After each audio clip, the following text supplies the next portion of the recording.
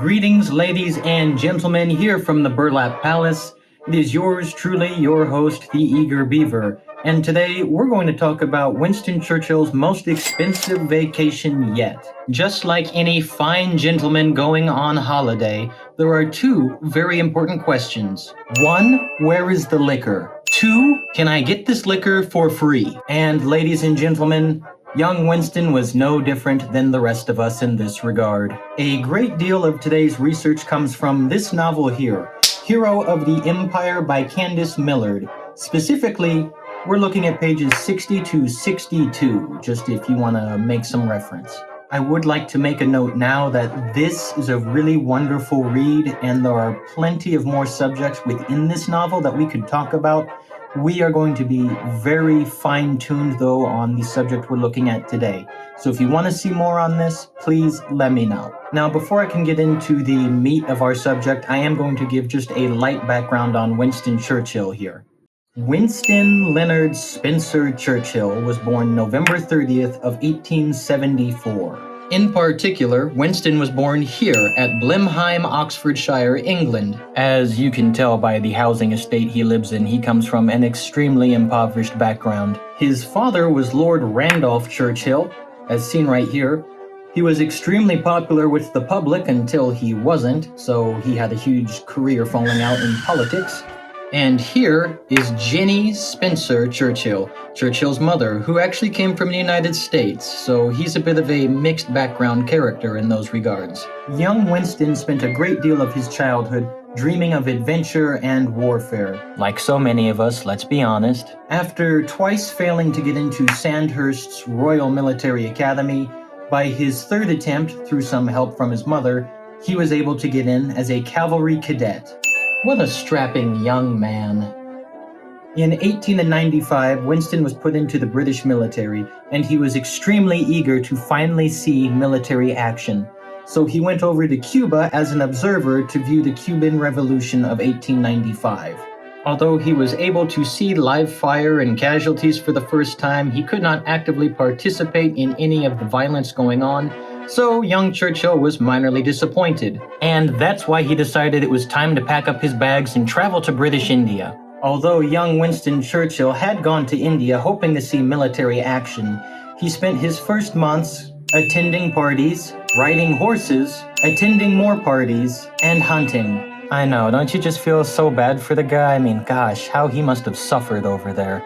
Rough. When Churchill had heard of the Malakland Field Force run by Bendon Blood's raiders, he decided right away that he wanted to volunteer to be part of the action against the Mohammedan rebels. Bendon himself was not particularly keen on having Churchill with him, and said that due to military complications, Churchill could not travel with him as a military attaché. However, he would let Churchill come with him as a correspondent. This is going to start a trend in Churchill's life, just you wait and see. Churchill traveled with the Malakland Field Force all the way into the Swat Valley, which is now in northwest India. And although he had gone hoping to see real and true combat, for the most part, he spent a great deal of his time either out on patrols or pinned down in camp by snipers. This is not to say that Churchill served dishonorably, quite the contrary, although he did become known within camp as a glory hound, so to speak. You see, Churchill was desperate for any kind of glory that he could get from the war, as he hoped it would gain him some political acumen in the future. He went as far as riding around on a white horse in combat, hoping to rather stir the enemy into shooting at him, and thanking his lucky stars, they always missed. Based on his time with the Malakland Field Force, Churchill would release his first book, which you can see right here, all about the Malakland Field Force. However, it really didn't gain him the notoriety that he was so desperate to find. So, using connections that his mother had, he next attached himself to Lord Kitchener's army, going into the Sudan. While participating in the Sudanese Mahdist War, Lord Kitchener had attached Winston Churchill to the 21st Lancers, so as to see some better combat. All of that said, Churchill at this time was also working for the Morning Post, so he had a very interesting chain of command, you might say. While there, he participated in the incredibly famous Battle of Omdurman. There are some lovely videos on that, please look them up. However, again, Winston did not gain any fame or notoriety for his participation at this battle. I would like to give Churchill some journalistic credit here that while working for the Morning Post, his columns were extremely popular with the greater Commonwealth public. Further, when he reported on the 1898 Battle of Omdurman, it is really a fascinating read, and it gives us an excellent first-hand account of what it was like to be there. So kudos to that, at least from the historical community. After being somewhat disappointed with his time in the military, in 1899, Winston Churchill decided to leave. His family told him that was a terrible idea, and in many ways, they were probably right. But Churchill is Churchill, so he didn't listen. You see, my friends, Churchill wasn't interested in military combat anymore. No, he wanted to take things into the public sector. He wanted to start fighting in the world of politics. In 1899, on the Conservative ticket, Winston Churchill ran for the Oldham seat in Parliament. And as soon as his career was looking up, he lost the election and went into a very deep depression. Kinda sad, isn't it? Just as all hope seemed lost for young Winston Churchill, again, fortune came his way. In 1899, Great Britain declared war on the Boer republics. Seeing that a war was coming, young Winston instantly wanted in on it, but this time not as a combatant. Having read his previous war campaign diaries, books, and of course correspondence, several newspaper outlets wanted him. In particular, the Daily Mail was fighting extremely hard to get Churchill on its staff for this huge war effort. However, Churchill being Churchill also knew that if the Daily Mail wanted him, then his old friends at the Morning Post would probably want him more.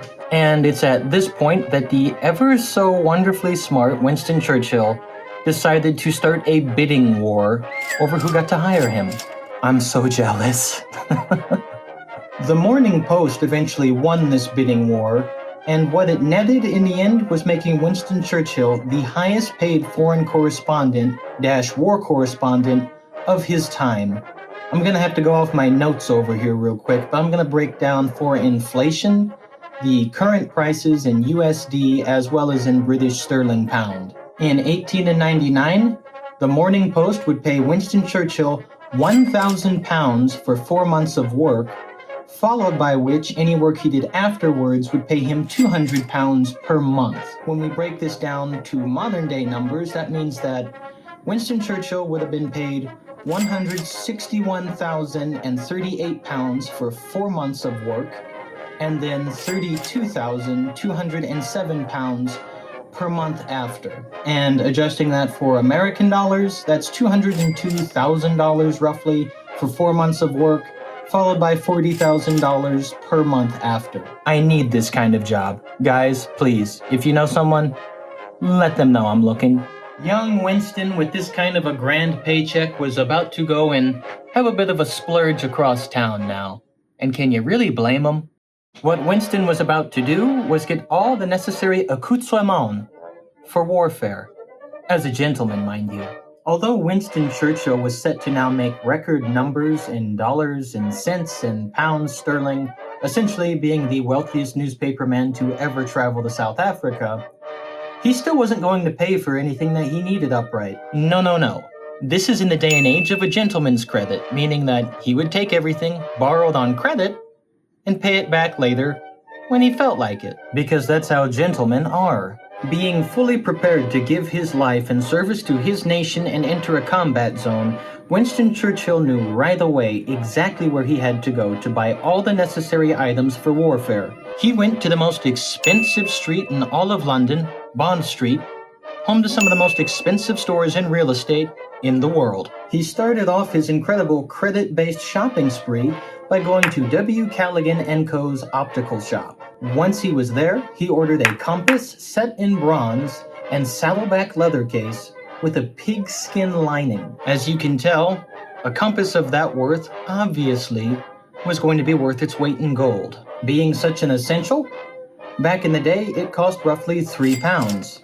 Adjusting though for inflation, that's now about £507 or $637 American. On top of this, Winston also knew that there was another, far more important necessity for warfare, Liquor and libations. Winston traveled to his all-time family favorite store, Randolph Payne and Sons, which is the home of fine libations, where he ordered 6 bottles of 1889 Vin de Sec, 18 bottles of Saint-Emilion, 18 bottles of 10-year-old Scotch whiskey, and 12 bottles of Rose's cordial lime juice. At that time, it cost 27 pounds, which, adjusting for inflation, 1899 to today's 2024, that's 4,348 pounds, or $5,460 American today. Guys, please, just help me out here. Just a little bit of this would be nice to share amongst friends. Although a golden compass and an assortment of liquor were all fine and good, Winston did have to plan for his own personal safety. So he did purchase one handgun. This was a C96 Mauser handgun chambered in 7.63 millimeter. At the time of its purchase, it cost him 5 pounds. When we adjust that for inflation, that is roughly 805 pounds today, and in American dollars, that's $1,111. For collectors, it's actually held its value, so good for you. And for any of you there who are concerned that young Winston would be traveling alone, don't worry. Winston was going to take with him his family valet of Thomas Walden, who'd been in service since his father. Walden would serve as Winston Churchill's Batman. And no, not like the superhero character, it just means that he was a soldier servant within the military. This was generally done for the aristocracy and officers as a whole. However, don't think that a private valet comes cheap. No.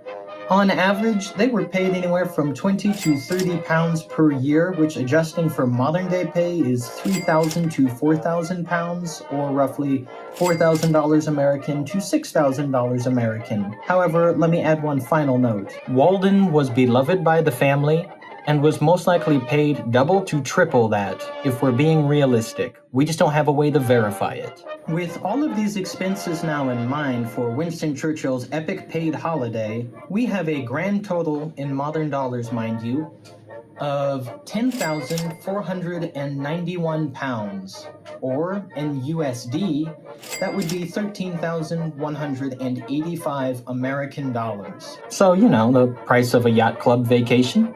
Not bad. For those of you viewers who are extremely well off, you'd probably brush this off and say, no, that's not too expensive at all. Actually, when I compare it to most expeditions, it's fairly cheap. And to a degree, you would be right. When we look at the modern day adventurer vacation to something like Mount Everest, that's roughly $30,000 to $90,000 per person. And therefore, Winston's vacation is extremely cheap. However, I'd also like to bring up that we don't have receipts for everything that he purchased because he made several deals just by shaking hands and no actual ledgers were kept. So, items like his food, travel costs, brand new uniforms, horse feed, hotel spots, bribing people, and anything else that would go under the etc. marker are not listed. Winston Churchill would set sail on the Dunnart Castle for South Africa to participate in the war soon after collecting all of these items. And what came for him after that is incredible glory. He would land in South Africa on October 30th of 1899, and from there his entire world would change. This would lead to one of the greatest adventures a young man has ever gone on. And we'll get into great detail about that in part 2 of our video. I know, guys, I'm so sorry. I hate to just keep you there waiting, but it's worth waiting for. Winston Churchill's Great Safari in South Africa is an incredible story, and we are dedicating time to discuss it with you all afterwards, as this is a moment that is considered to have made the man. But for the time being, I really do hope you're quite satiated by some of these fun facts, because I had no idea that the man could spend that much on credit and still walk away a living legend. YOLO! Kind of a dated term, isn't it? Again, in part 2, we're going to discuss plenty more of Winston Churchill's involvement and great adventure in South Africa, but for the time being, if you've enjoyed seeing this video, please like and subscribe below. Further, if there are videos that you'd like to see or subjects you'd like to hear about, please leave a comment below, just somewhere in that vicinity below this screen. You know. I'm cool with it. I like good ideas. Other than that, ladies and gentlemen, this is yours truly, the Eager Beaver, signing off.